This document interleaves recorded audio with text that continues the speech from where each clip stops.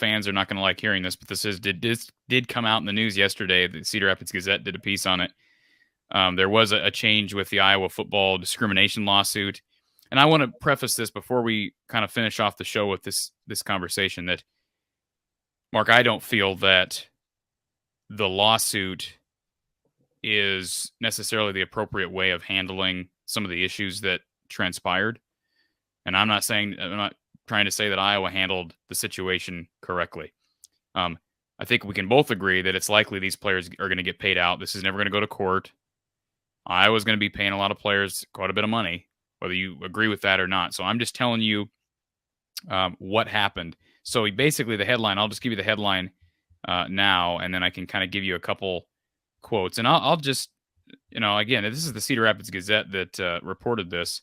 And if anybody is interested in reading it, I encourage you to look this article up. So the headline, and again, I'm operating with one arm, so I apologize for the delay, but the headline from the Gazette: former Iowa Hawkeye players add linebackers coach to the discrimination lawsuit. That is Seth Wallace.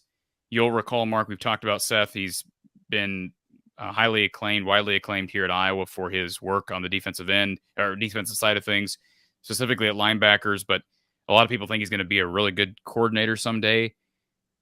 It had been alleged that he had bullied Mark Kallenberger's little brother, Jack Kallenberger, moving Jack to leave. Mark then leaves before his final year.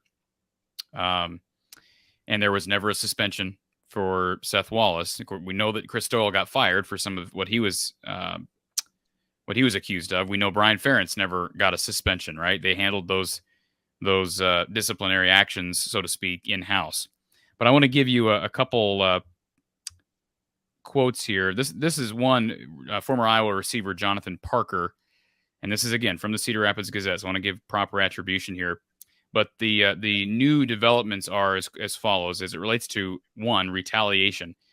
The new retaliation allegation accuses head coach Ferentz of intentional discrimination against Jonathan Parker, who joined the football program in 2013 after decommitting from another college. Parker, according to the lawsuit, grew weary from the harassment he and other black players regularly faced in the football program and shared concerns with the University of Iowa therapist. Jonathan was assured by the therapist that the sessions were confidential, according to the amended lawsuit. However, head coach Kirk Ferentz later approached Jonathan and asked how his therapy sessions were going. Caught off guard, Jonathan did not know how to respond and believed himself to be in trouble. And I'm not going to read all of this, but I'm going to skip down here. Brian Ferentz was accused of berating Parker using racist language. On one occasion in 2016, screaming at him, kicking a garbage can, and shouting, only a bleeping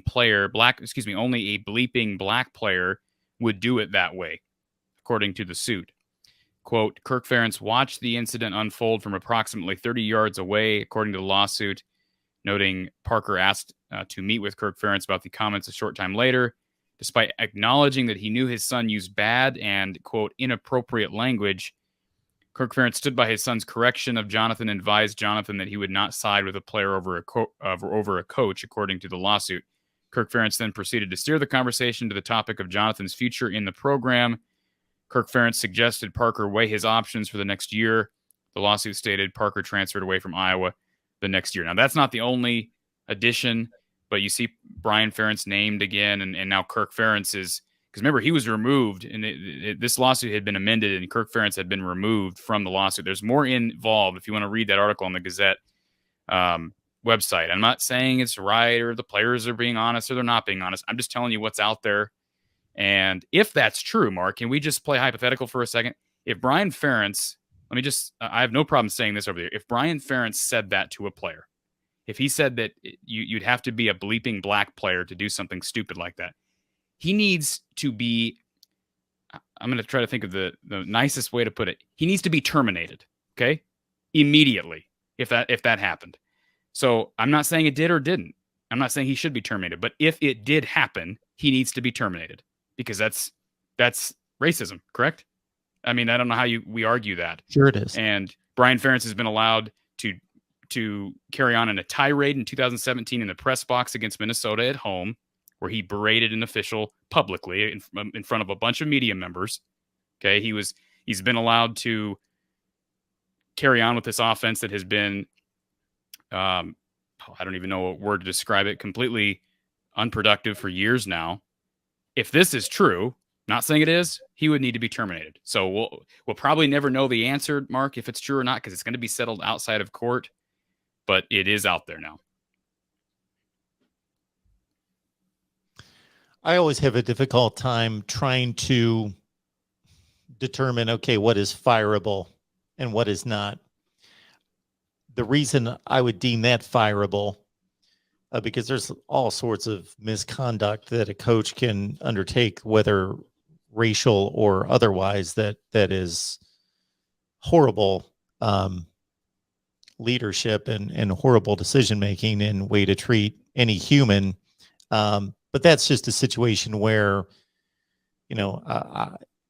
if that did take place and that was the action taken, I believe that anyone up to some degree, there is a a point at which somebody should be locked away, and I'm not talking about based on those that conduct, but that everyone should be given second and third and fourth chances, but that needs to come at another institution. And a big part of it too, Mark, is, again, I'm prefacing this by making sure everybody's aware. I'm saying if it occurred. We don't know that this did occur. This is a claim. This is an allegation, right?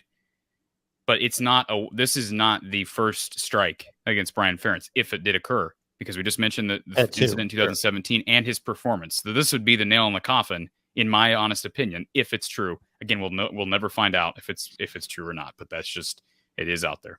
The flip side of what's horrible about these kind of situations is that when somebody, when there are allegations, that person who is accused of whatever the action is, their reputation is damaged to a certain degree, regardless of whether it's true or not. And certain people come to a conclusion prior to the legal system coming to a conclusion.